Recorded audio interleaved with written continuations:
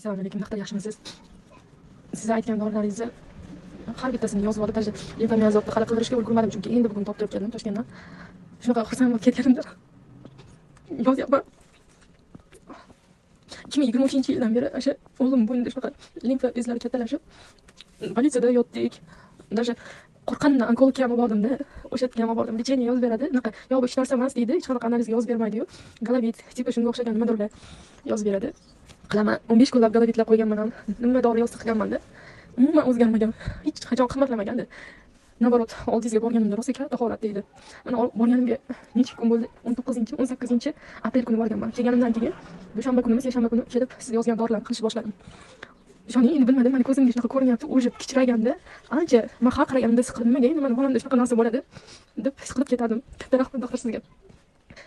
Shunaqa xursandman, sizga shunga rahmat aytgim kelib, hozir hali siz aytgan dorilarni to'liq tugatganim ham yo'qda. Shunga rahmat aytgim kelib, sizga yozgan joyim ancha kichrayib ketdi. Sezilarli darajada kichraydi-da. Men buni bilaman, har doim ko'zim bilan ko'rib, ba'zida qo'lim bilan ham ushlab ko'rganman-da. Hali lecheniyamiz tugamasdan turib shunchalik o'zgarganiga xursand bo'lib ketganimdan sizga yozyapman. Katta rahmat sizga, doktor, xudo xolasa.